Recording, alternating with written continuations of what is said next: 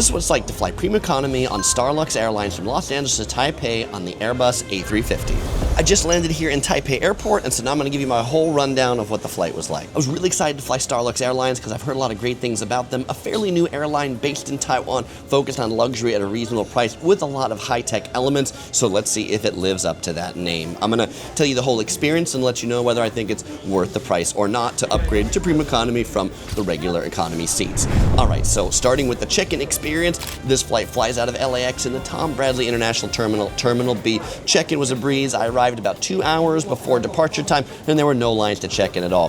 The security line, on the other hand, was really ridiculous, but that's more of an LAX problem than it is a Starlux problem. Starlux uses the satellite terminal in the international terminal, the 200 gate, so from the security checkpoint, it's about a 15-20 minute walk to get to the gate that they fly out of. Do plan that into your timing. Oh, and it's also worthwhile to know when you're checking in, there's no special check-in line for Premium Economy. The line for check-in for Premium Economy is the same as regular economy. Now, after I got through the long underground tunnel to the 200 gates, apparently I was walking behind the Starlux crew. Like most Asian carriers, the whole crew walks to the plane together. It's pretty obvious where they're going because they have a distinctive uniform. The flight was scheduled as a late night departure out of LAX about 11 p.m. as many of the flights to Asia do. They leave late and then they get into Asia quite early in the morning. Boarding started about 15 minutes late. They had people line up according to zones when it was boarding time. Premium Economy has its own zone, Zone 2, Business Class, Zone 1. As you board, they're pretty old school as they still tear your boarding pass and they keep the big part and then you get the small part, and they do ask to see it as you board. They hold it up and make sure you show it to them. Now, they just have one jet bridge at LAX, and so when you board, Business Class is to the left. Those are the fancy seats that I didn't ride in this one, but I hope to someday.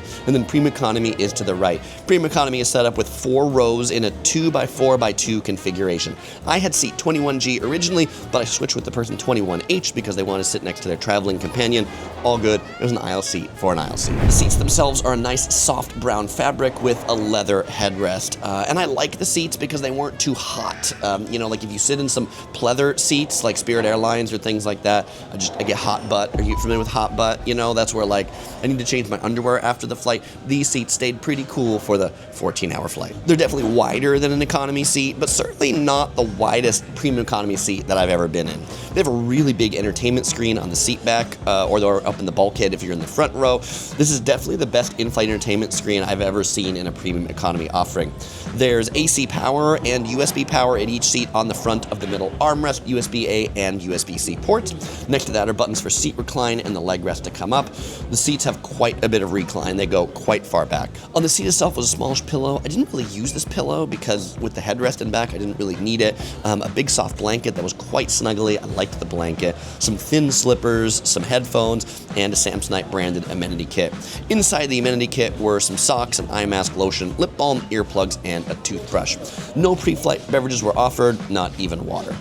All right, now leaving the gate, they played a fun security video, definitely leaning into the whole spacey theme, high-tech theme of Starlux. That was a lot of fun to watch that. All cabin announcements are generally made in Mandarin Chinese and in English. Texting to the runway, they played about 6 different commercials that were full screen on the entertainment system with audio out loud for the whole plane, a Range Rover commercial, some beauty products, and something for a Japanese tourism board. I found that a little odd to get the commercials for everybody right as you go. Many airlines do it right before you're going to watch a movie. They dimmed the cabin for takeoff, and we were airborne at 11:15, about 20 minutes past the scheduled departure time, which is fairly decent at LAX to get airborne. Only 13 hours and 30 minutes to go to Taipei, bright and early at 5 in the morning. Now, the maps on the screen are pretty neat and had a lot of features that I'd never seen on an in-flight entertainment map. There was one that was like an Animals of the World mode that I thought was pretty fun. You can also see the direction of Mecca relative to the heading of the plane. And if you want the entertaining map that scrolls everything, just push the play button and then you can be entertained with lots of zooming around. About 30 minutes into the flight, they closed the curtain between business and premium economy, and then they brought the lights up. The fasten seatbelt sign also went off at this time. After about an hour on the flight, they began meal service. Anybody who pre-ordered, which I did, you can pre-order up to 3 days before your flight, gets their meal service first. It comes out in a nice single tray with actual plates and actual silverware, and since this flight comes from Los Angeles, they've themed the wrappers for the whole thing based on the Los Angeles Dodgers. I pre-ordered the 3-cup chicken, and it was quite good. It came with a piece of bread, fruit salad, some other kind of salad that I didn't find very tasty, and a blueberry cheesecake. Funny that as a Taiwanese dish, it only came with like a fork, spoon, knife utensils, and not chopsticks, but it did come with a moistened towel and a floss pick.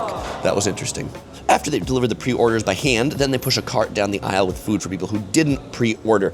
This cart also had the drinks. Not the full selection that the menu shows. The menu, I think, shows other things that you can only get in business, but they had a smaller selection on the cart. I do enjoy my Japanese beers, so I got an Asahi. They also had sodas, juices, and wine, but they poured them all into a really small glass. They gave me the whole can of Asahi, but my seatmate got a Coke, and it was just poured into the really small glass, and he was not given the whole can. They also had potato soup on the cart that they poured into a Dodgers cup on request. The soup was good and very hot. This was definitely one of the better premium economy meals I've had. I was quite satisfied with it. After the meal, they came by to offer tea and coffee. Note, it's English tea and not Taiwanese tea. But they didn't pick up the trays for a really long time. Eventually, they pulled a cart down the aisle to pick up everyone's trays all at once. Now let's take a closer look at the entertainment system. It has a decent selection of movies, maybe 50 or 100, English and international, although on a United flight, on a newer plane, they have a lot more, like a lot more. There was a very limited selection of TV shows, like they maybe only had 1 or 2 episodes each, and what appeared to be a lot of YouTube travel vlogs. Starlux, you know you want to put the Yellow Productions Taipei travel guide on there? Let's talk. They even had music on there, and even kiddie music too. Anybody interested in listening to The Wheels on the Bus Go Round and Round? There was also a fun selection of games. It's a big touchscreen, so it's fun to play these games. It's been a long time since I played Angry Birds, but I've apparently still got the Bird Magic Touch. Get those evil penguins, Angry Bird. There's also a section where you can read about the in-flight menu. It wasn't a paper thing, it was a digital thing. And Premium Economy passengers also get free Wi-Fi for the whole flight. That was a nice touch. In addition to using the headphones that they provide, you can also connect your Bluetooth headphones. I like that. I tried their headphones. I had a weird 3-prong plug. They're pretty much garbage, uncomfortable and not noise canceling. So I brought out my Sonys that I connected via Bluetooth. Much nicer, quiet, and comfortable. As I watched Wolverine vs. Deadpool during my meal, I found the audio was slightly out of sync from the video. Not enough to be awful, but a couple frames off. There is a dedicated lavatory for the Premium Economy cabin. There's one, and it is not shared with economy, and it's not shared with business. It's a usual size lavatory, but it had some nice flower plant thing and some facial mist and some hand lotion. Everything is touchless except for the water temperature. You need to touch the red or green to change it. There was also some light music and nature sounds in the lav that added to a sense of calm in here. But with only one lavatory, there were often long lines to use the toilet. 2 hours in the flight, they dimmed the lights for sleep time. During sleep time, the flight attendants would offer snacks, crackers, and Snickers, and some really small bottles of water. The seat was pretty comfortable as it reclines pretty far back. I also like the headrest that can cradle your head. My biggest issue was the lack of legroom for my feet. All the in-flight entertainment stuff is down there, so my size 14 Hoka shoes, US size 14, wouldn't fit together in there. I had to take off my shoes to actually stretch out my legs all the way. About 2 hours before landing, they served breakfast. You had a choice of congee with pork or eggs with salmon. I had the eggs. They weren't very good. They were kind of cold. About 30 minutes before landing, they played some Taiwan arrivals info, and apparently they really want to keep Taiwan free of the swine flu. Some of these were just in Mandarin and subtitles in English, and then 10 minutes before landing, they dimmed the cabin and started playing some soothing music, no doubt, to calm some of those stressed out people before landing. All right, now, back here at the airport, before I give you your final assessment of that seat and whether it's worth it, I'm connecting on to Kuala Lumpur, and I'm taking Starlux in regular economy class, so I want to show what that seat looks like, and then I'll do my final assessment and let you know whether it's worth the price and the upcharge of the regular economy seat to the premium economy seat. All right, I'll see you in Malaysia. All right, I've made it to Kuala Lumpur. I'm not at the airport. I'm in the hotel, the Grand Hyatt. I usually shoot these at the airport, but there was no good place to shoot this at Kuala Lumpur International Airport, so we'll do it at the hotel. So, how was that remaining economy leg? It was on a slightly different plane, an A321, a 2-cabin plane. So there was no premium economy on this flight at all, which is why I ended up in economy. They only have first and economy, but this should be fairly representative of a Starlux economy experience. The seats are fabric with a decent amount of padding, not the slimline seats that some airlines are using. Now on the seat there was a pillow, pretty similar to the other one, a blanket, definitely worse than the premium economy one. This is a much thinner fleece type blanket, not as soft and luxurious. Headphones, I wasn't even going to try them because if the last ones were bad, these are certainly to be worse. The headrest did also have little wing things that fold in, not as big as the ones in premium economy. I paid an extra $100 on this leg of the flight for the emergency exit seat with the extra legroom. This particular aisle was quite spacious. The regular economy seats looked quite small. I personally had no problem extending my legs all the way in the emergency exit extra price seat. The main meal, service and economy, was also pretty tasty. I got the beef on rice, quite flavorful. It also came with an interestingly flavored gelato, passion fruit tea, lemon chocolate crunch. It's also quite good. The drink servings in economy were also quite small. They only filled up the cups halfway. I got one of their signature mocktails, the sparkling green tea. I apparently have not yet acquired the taste for this drink. All right, so those are the visual differences and service differences between premium economy and economy. So to answer the question of is it worth it, we need to talk about the price. And to do that, I've got some notes on actual prices that I'm gonna put here so I get the numbers right. So I flew on the busy kind of like New Year's holiday time. So I don't know that my price is particularly representative of what you'll pay, but you'll get to know my price anyway, and then I'll tell you what the typical price is. So I flew LAX to Kuala Lumpur one way on December 29th of 2024. I paid $1,400 US. That included the $50 seat reservation fee for the premium economy seat, and then included the $100 emergency exit upgrade on the TPE to KUL segment. Side note, Singapore Airlines would have been a much more efficient routing from LA to Kuala Lumpur, but I really wanted to make this review of Starlux Airlines for you all, so if you appreciate that I spent a whole lot of time laying over in Taipei so I could make this, give me a thumbs up, let me know that you appreciated my extra time to make this video.